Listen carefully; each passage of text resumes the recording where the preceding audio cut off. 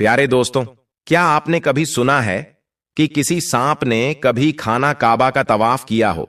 अगर नहीं सुना है तो आप इस वीडियो को आखिर तक जरूर देखें, क्योंकि आज की इस वीडियो में हम आपको खाना काबा में हुए सांप का एक ऐसा मोजिजा बताने वाले हैं जिसमें एक बहुत बड़ा सांप अचानक काबा के पास में नमूदार हो गया और खाना काबा का तवाफ करने लगा। उसके बाद में जो कुछ भी हुआ उसके बारे में जानकर आप लोग भी यकीनन हैरान और परेशान हो जाओगे। तो प्यारे दोस्तों, इस वीडियो को एक लाइक करके कमेंट बॉक्स में अल्लाहू अकबर जरूर लिखें। हजरत अब्दुल्ला बिन तलक बिन हबीब रजियल्लाहु ताला अन्हु फरमाते हैं कि शाम के वक्त बैतुल्लाह शरीफ के करीब जमीन पर बैठे हुए थे। तभी अचानक उन्होंने देखा कि खाना काबा के पास की पहाड़ी से एक बहुत बड़ा सांप नमूदार हुआ। सांप को देखकर वहां पर मौजूद सारे लोग घबरा गए और डर के मारे इधर उधर भागने लगे।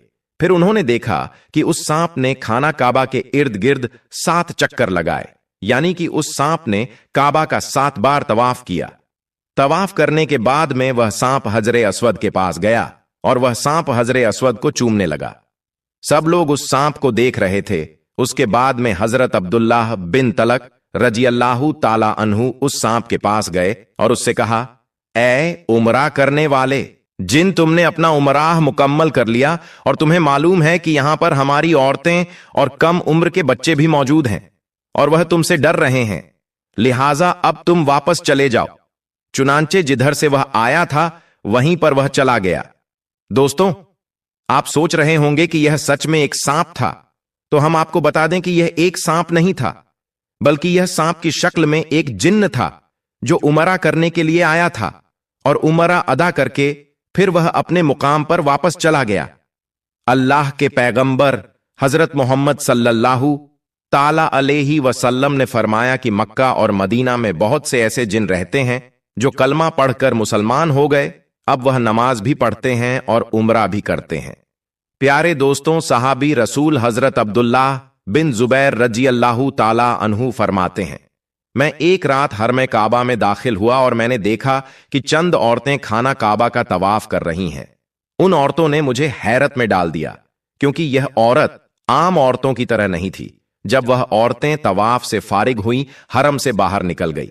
मैंने दिल में कहा, मैं इनके पीछे जाऊं ताकि मैं इनके बारे में जान सकूं।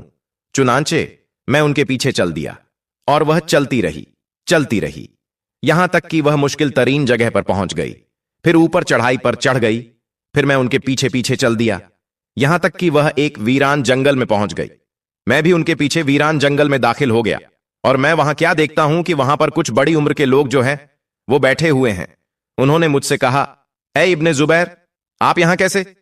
मैंने जवाब देने की बजाय उन्हीं से सवाल कर लिया, आप लोग कौन हैं? उन्होंने जवाब दिया, हम जिन्नात हैं। तो मैंने कहा, मैंने चंद औरतों को बैतुल्लाह का तवाफ करते देखा। तो उन्होंने मुझे ताज्जुब में डाल दिया कि वो मुझे इंसान के अलावा कोई और मखलूक लग रही थी। मैं उनके पीछे चल पड़ा, यहां तक कि मैं यहां पहुंच गया तो जवाब में उन्होंने कहा, यह हमारी औरतें हैं और यह जिन्नात में से थी। ए इब्ने जुबैर, आप क्या खाना पसंद करेंगे? तो मैंने अर्ज किया, पकी हुई ताजा खजूर खाने को दिल कह रहा है। हालांकि इस वक्त मक्का मुकर्रमा में ताजा खजूरों का कहीं नामो निशान नहीं था। वह मेरे पास पकी हुई ताजा खजूर ले आए। जब मैं खा चुका तो उन्होंने मुझसे कहा, जो बाकी बच गई है इनको अपने साथ ले जाइए। हजरत इब्ने जुबैर रजी अल्लाह ताला अन्हु फरमाते हैं कि मैंने वह बची हुई खजूर उठाई और अपने घर वापस ले आया। जिस तरह इंसानों के लिए अल्लाह पाक के एकामा पर अमल करना जरूरी होता है, इसी तरह जिन्नातों को भी इस्लामी एकामा पर चलने के वह पाबंद होते। अल्लाह पाक कुरान मजीद फुरकान हमीद में फरमाता है, मैंने जिन और आदमी इसलिए बनाए कि मेरी बंदगी करें, तो हमारी तरह जिन्नात भी हर चीज में नबी करीम सल्लल्लाहु ताला अलैहि वसल्लम की शरीयत पर चलने के पाबंद है। मुख्तलिफ हदीस में और रिवायत में है कि मुसलमान जिन्नात नमाज पढ़ते हैं, रोजा रखते हैं, हज करते हैं, तिलावत कुरान करते हैं। कुरान हदीस और रिवायत हदीस इंसानों से हासिल करते हैं, अगरचे इंसानों को इस बात का पता नहीं चलता। और जिस तरह इंसान में मुख्तलिफ मजहब के लोग होते हैं, जिन्नातों में भी दीन इस्लाम के मानने और ना मानने वाले दोनों किस्म के ग्रुप मौजूद होते हैं। यानी इनमें मोमिन भी है और इसमें काफिर भी है। हमारे नबी करीम सल्लल्लाहु ताला अलैहि वसल्लम रसूल सकलैन है। इंसान और जिन्नात दोनों की तरफ नबी बनाकर भेजे गए हैं।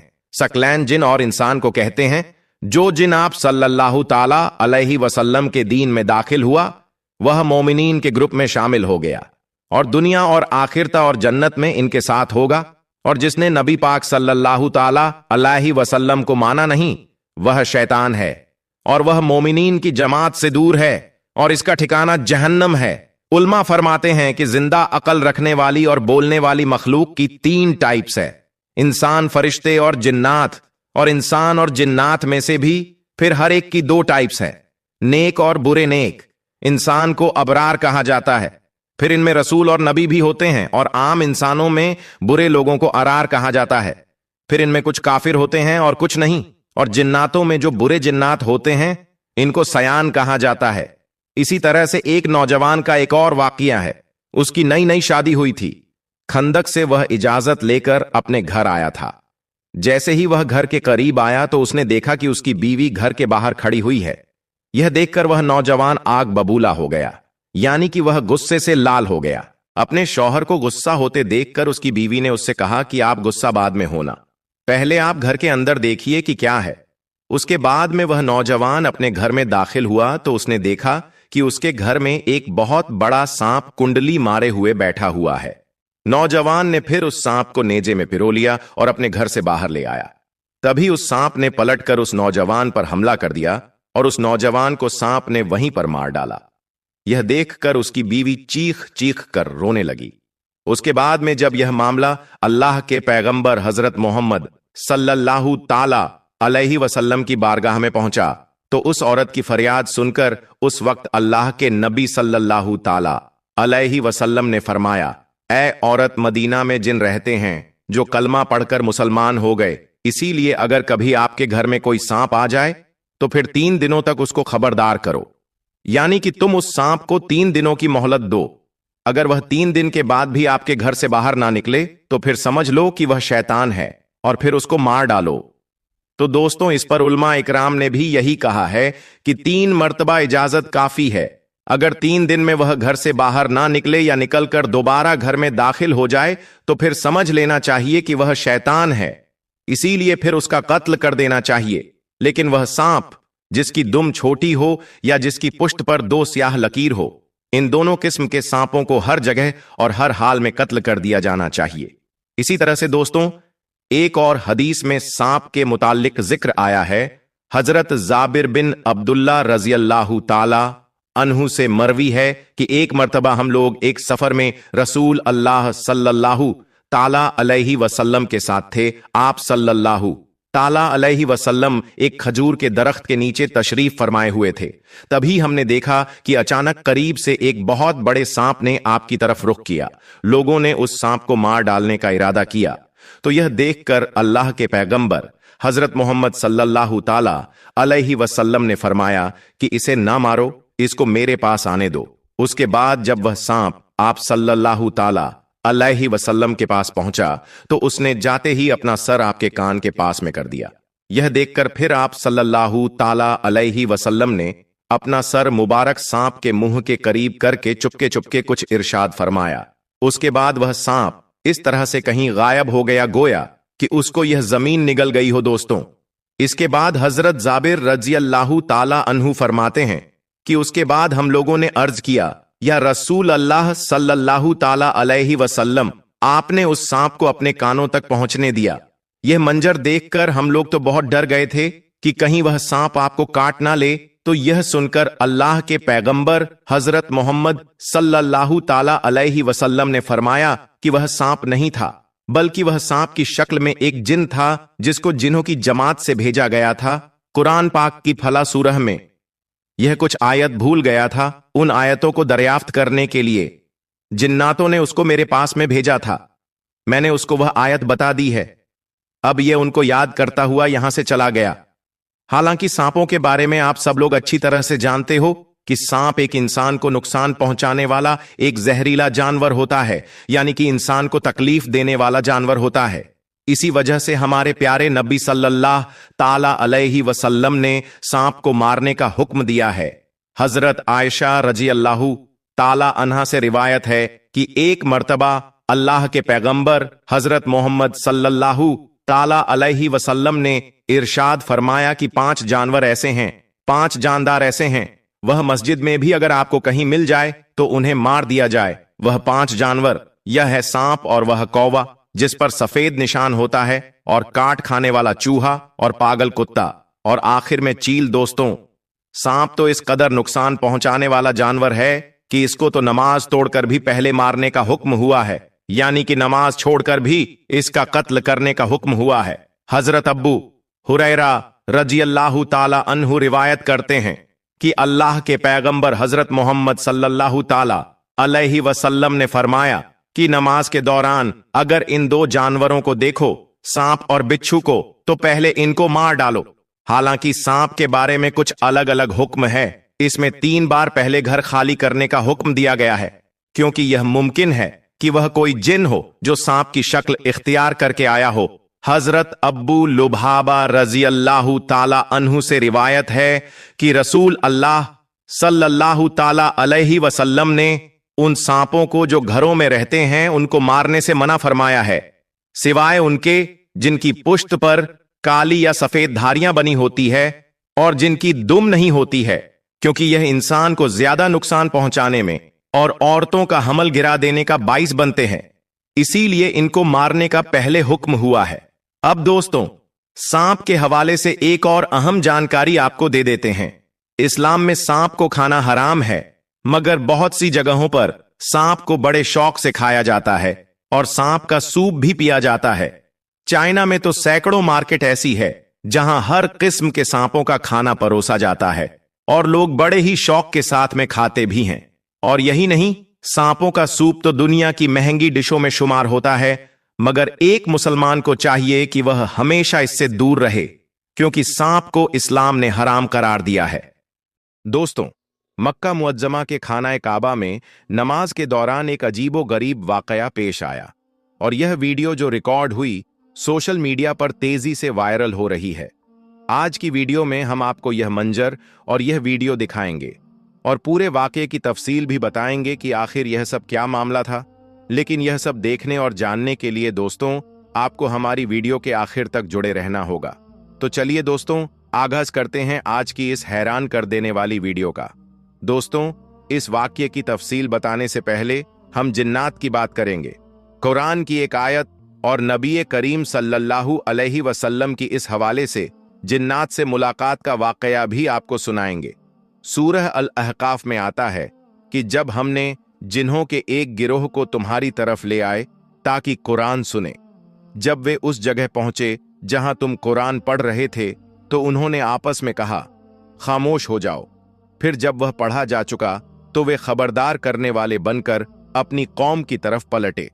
उन्होंने जाकर कहा, ऐ हमारी कौम के लोगों, हमने एक किताब सुनी है जो मूसा के बाद नाजिल की गई है, जो अपने से पहले आई हुई किताबों की तस्दीक करती है, हक और राह रास्त की तरफ रहनुमाई करती है।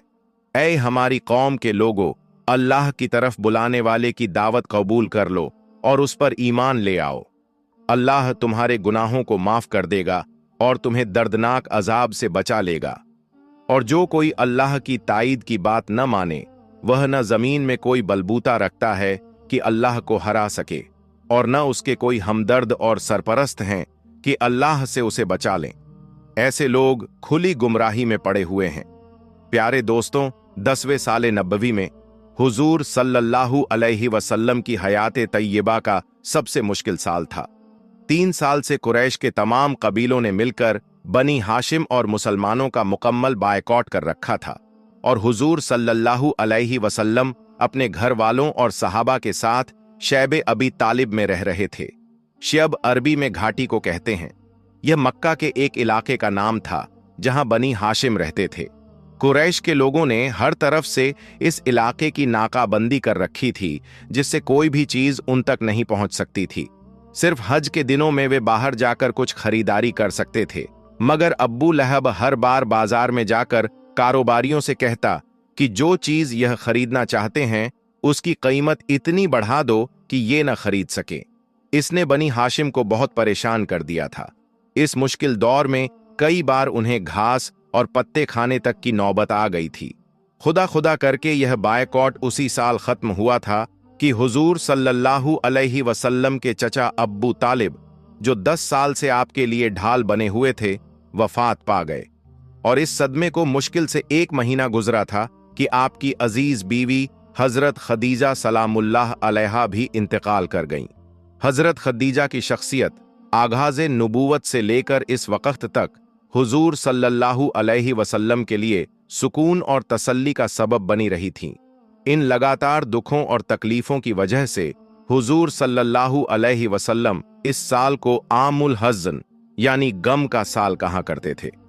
दोस्तों, हजरत खदीजा और हजरत अब्बू तालिब की वफात के बाद मक्का के काफिर नबी करीम सल्लल्लाहु अलैहि वसल्लम के मुकाबले में और ज्यादा जुर्रतमंद हो गए, पहले से ज्यादा तंग करने लगे, यहां तक कि आपका घर से बाहर निकलना भी मुश्किल हो गया। इसी दौर का यह वाकया है कि एक दिन कुरैश के एक बदमाश ने आपके सिर पर मिट्टी डाल दी। आखिरकार आप इस इरादे से ताइफ तशरीफ ले गए कि बनी सकीफ को इस्लाम की तरफ दावत दें, और अगर वे इस्लाम कबूल न करें तो कम से कम इस बात पर तैयार हो जाएं कि वे आपको अपने यहां सुकून से बैठकर काम करने का मौका दे दें। हुजूर सल्लल्लाहु अलैहि वसल्लम के पास उस समय कोई सवारी भी नहीं थी। मक्का से ताइफ तक का पूरा सफर आपने पैदल तय किया। कुछ रिवायतों के मुताबिक आप अकेले ही गए थे, जबकि कुछ में आता है कि आपके साथ सिर्फ हजरत ज़ैद बिन हारिस थे। वहां पहुंचकर कुछ दिन हुजूर सल्लल्लाहु अलैहि वसल्लम ने कयाम किया और सकीफ के सरदारों और सम्मानित लोगों में से एक एक के पास जाकर बात की, मगर उन्होंने न सिर्फ यह कि आपकी कोई बात न मानी, बल्कि आपको साफ साफ नोटिस दे दिया कि उनके शहर से निकल जाएं, क्योंकि उन्हें अंदेशा हो गया था कि आपकी तबलीग उनके नौजवानों को बिगाड़ न दे। मजबूरन आपको ताइफ छोड़ना पड़ा। जब आप वहां से निकलने लगे तो सकीफ के सरदारों ने अपने यहाँ के आवारा लड़कों को आपके पीछे लगा दिया। वे रास्ते के दोनों तरफ दूर तक आप पर आवाजें कसते, गालियां देते और पत्थर मारते चले गए। नौजुबिल्लाह, यहां तक कि आप सल्लल्लाहु अलैहि वसल्लम जख्मों से चूर हो गए और आपकी जूतियां खून से भर गईं। इस हालत में आप ताइफ के बाहर एक बाग की दीवार के साए में बैठ गए और अपने रब से अर्ज किया, खुदावंदा, मैं तेरी ही बारगाह में अपनी बेबसी और लाचारी और लोगों की निगाह में अपनी बेकदरी की शिकायत करता हूं। ऐ रहीम, तू सारे ही कमजोरों का रब है और मेरा रब भी तू ही है। मुझे किसके हवाले कर रहा है? क्या किसी अजनबी के हवाले जो मुझसे सख्ती से पेश आए, या किसी दुश्मन के हवाले जो मुझ पर काबू पाले? अगर तू मुझसे नाराज नहीं है तो मुझे किसी मुसीबत की परवाह नहीं, मगर तेरी तरफ से राहत मुझे नसीब हो जाए तो इसमें मेरे लिए ज्यादा कुशादा है। मैं पनाह मांगता हूं तेरी जात के उस नूर की जो अंधेरे को रोशनी में बदल देता है और दुनिया व आखिरत के तमाम मामलों को दुरुस्त करता है। मुझे इससे बचा ले कि तेरा गजब मुझ पर नाजिल हो या मैं तेरे अजाब का मुस्तहिक हो जाऊं। तेरी रजा पर राजी हूं, यहां तक कि तू मुझसे राजी हो जाए।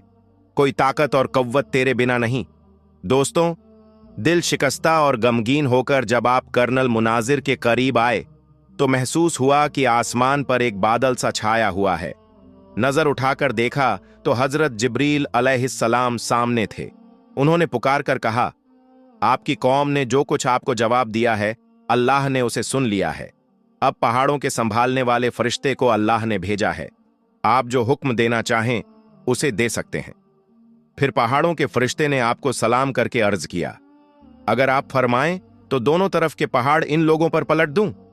आप सल्लल्लाहु अलैहि वसल्लम ने जवाब दिया, नहीं, बल्कि मैं उम्मीद रखता हूं कि अल्लाह इनकी नस्ल से ऐसे लोग पैदा करेगा जो अल्लाह वहदहू ला शरीक की बंदगी करेंगे। दोस्तों, इसके बाद आप सल्लल्लाहु अलैहि वसल्लम कुछ दिन नखला के मकाम पर जाकर ठहर गए। परेशान थे कि अब कैसे मक्का वापस जाऊं। ताइफ में जो कुछ गुजरा उसकी खबरें वहां पहुंच चुकी होंगी। इसके बाद तो काफिर पहले से भी ज्यादा दिलेर हो जाएंगे। इन्हीं दिनों में एक दिन आप नमाज में कुरान की तिलावत फरमा रहे थे कि जिन्हों का एक गिरोह उधर से गुजरा। उन्होंने कुरान सुना, ईमान लाए और वापस जाकर अपनी कौम में इस्लाम की तबलीग शुरू कर दी। और अल्लाह ताला ने अपने नबी को यह खुशखबरी सुनाई कि इंसान भले ही आपकी दावत से भाग रहे हों, मगर बहुत से जिन्न इसके गिरफ्त में आ चुके हैं और इसे अपनी कौम में फैला रहे हैं। दोस्तों, इससे हम इनकार नहीं कर सकते, क्योंकि कुरान, हदीस और आप सल्लल्लाहु अलैहि वसल्लम के इस वाकये से साफ है कि जिन्नात होते हैं और उनका वजूद हकीकत है। और इससे यह भी साबित होता है कि मुसलमान जिन्नात भी मौजूद हैं। तो दोस्तों, अब उस वीडियो की बात करते हैं जो आजकल वायरल हो रही है और जो वीडियो क्लिप हम आपको दिखाएंगे। दोस्तों, मक्का मुअज्जमा के खानाए काबा से आई इस वीडियो को देखकर हर कोई हैरान है। वीडियो में नमाज पढ़ते हुए कुछ ऐसा रिकॉर्ड हुआ जिसने न सिर्फ सबको हैरत में डाल दिया, बल्कि आगे जो हुआ वह पूरी वीडियो में आप खुद देख सकते हैं। दोस्तों, खमानाए काबा में नमाज के दौरान कुरान की तिलावत हो रही थी।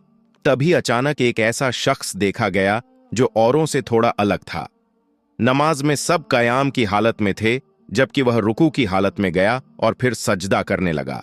जब कुरान की तिलावत आगे बढ़ी तो लोगों को एक अजीब चीखने की आवाज सुनाई देने लगी, और यह आवाज उसी शख्स की थी। वह ऊंची आवाज में रो रहा था, चिल्ला रहा था। लोग सोचने पर मजबूर थे कि अचानक इस शख्स के अंदर ऐसी कौन सी चीज आ गई। क्या यह जिन्नात में से है या फिर कोई और चीज है जो कुरान की तिलावत सुनते ही जोर जोर से चीखने और रोने लगी, सजदे में गिर पड़ा। और फिर जो हैरान करने वाला मंजर सामने आया वह आप इस पूरी वीडियो में देख सकते हैं। तो दोस्तों, आप इस बारे में क्या कहते हैं? क्या यह इंसानी हरकत है? क्या कुरान सुनते हुए किसी का दिल भर आया और वह रोने लगा? या फिर यह शख्स इंसान नहीं बल्कि जिन्नात में से था? बहुत से लोगों का यह मानना है कि यह जिन्नात में से था। आप इस बारे में क्या कहेंगे?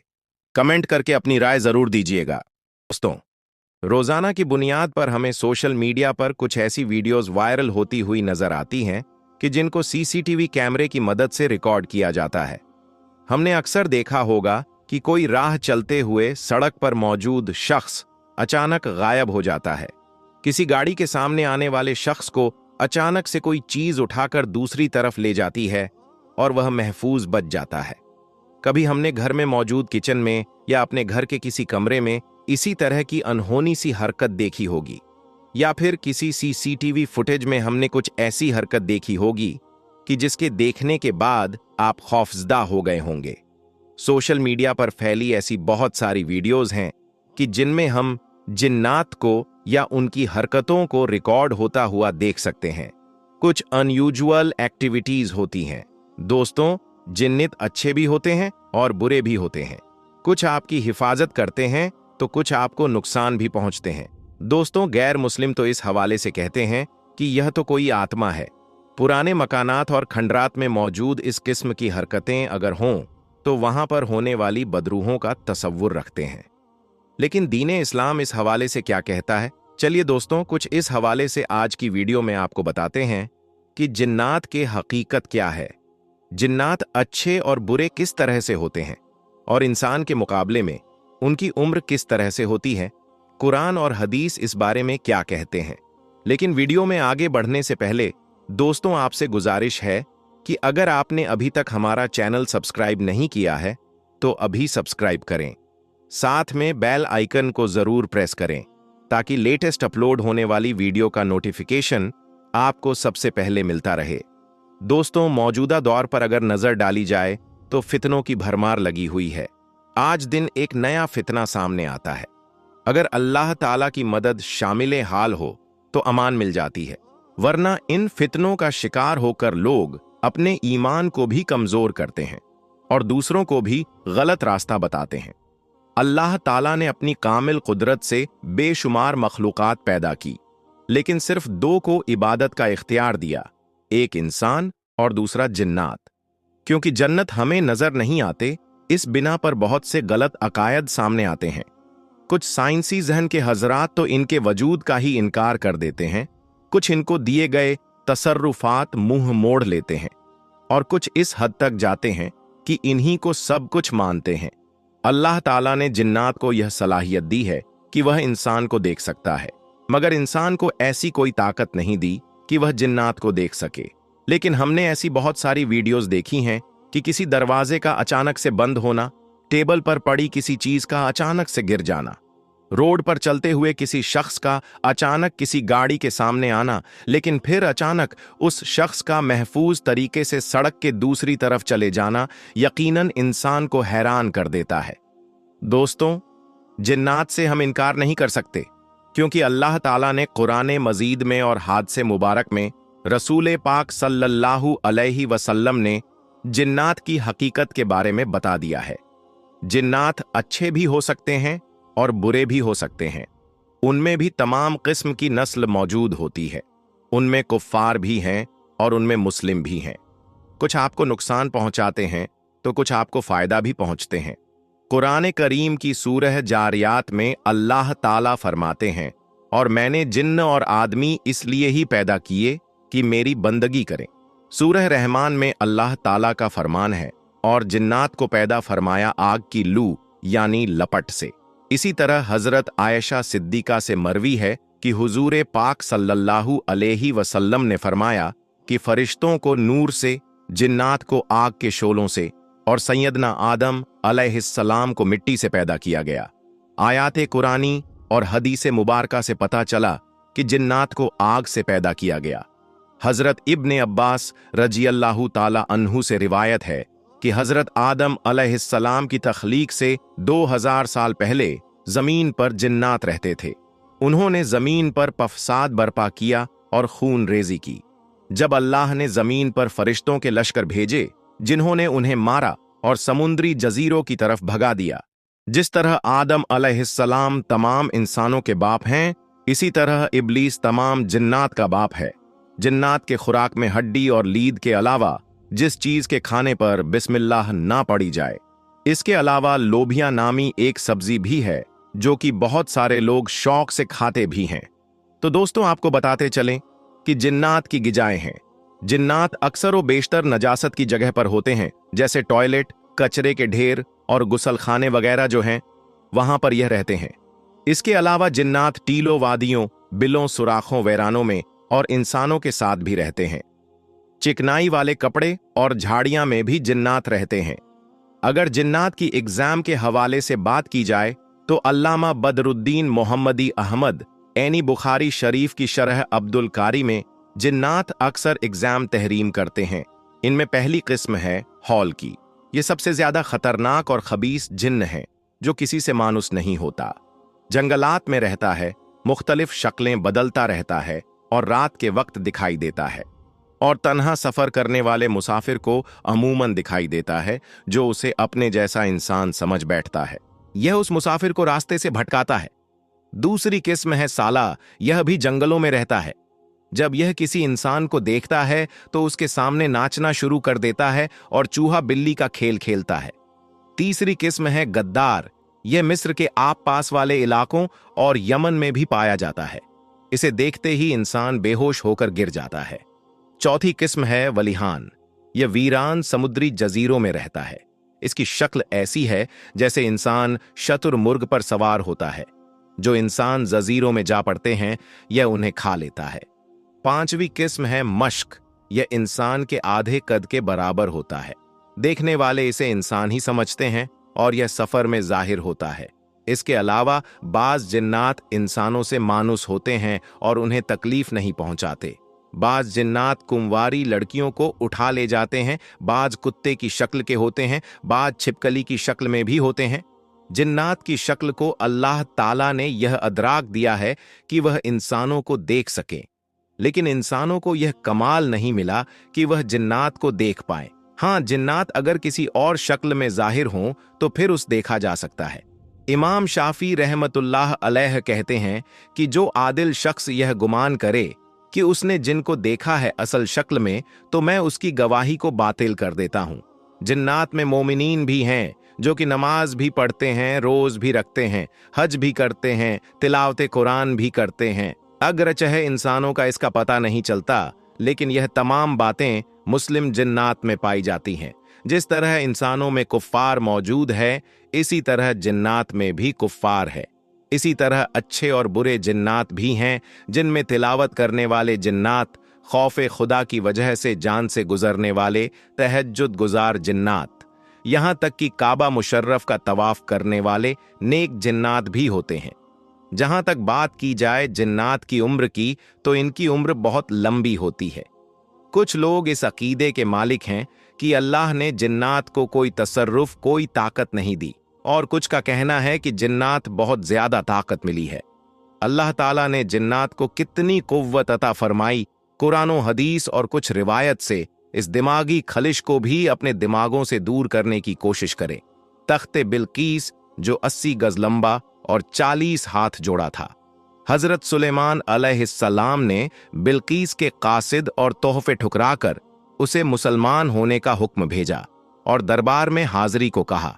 आप अलैहिस्सलाम की ख्वाहिश थी कि उससे पहले उसका तख्त आ जाए, इसलिए आपने अपने दरबारी से फरमाया, तुम में कौन है कि वह इस तख्त को मेरे पास ले आए, इससे पहले कि वह मेरे हुजूर मदी होकर हाजिर हों। एक बड़ा खबीस जिन बोला, मैं वह तख्त आपके हुजूर हाजिर कर दूंगा, इससे पहले कि आप इजलास बर्खास्त करें, और मैं बेशकीमत, कुव्वत और अमानतदार हूं। तो दोस्तों, मुसलमान होने के नाते हम जिन्नात का इनकार नहीं कर सकते, क्योंकि कुरान और हदीस मुबारका में बता दिया गया है कि जिन की मौजूदगी है, यह भी इंसानों की तरह अल्लाह ताला की एक मखलूक है, और अपने आसपास होने वाली कुछ ऐसी अनयूजुअल एक्टिविटीज की अमूमन सीसीटीवी कैमरास में रिकॉर्ड होती हैं, उनके जरिए से भी हम इस मखलूक को देख सकते हैं, इसको महसूस कर सकते हैं। और दोस्तों, वीडियो के आखिर में आपसे पूछना चाहूंगा कि क्या आपने भी कभी जिन्नात को देखा है, या आपको उनकी मौजूदगी का एहसास हुआ है? अगर हुआ है तो किस तरह से? और क्या आप अकेले में या फिर वीरान रास्ते या वीरान जगह पर जाने से कतराते हैं और जिन्नात की मौजूदगी से डरते हैं? तो कमेंट सेक्शन में हमें जरूर बताइएगा।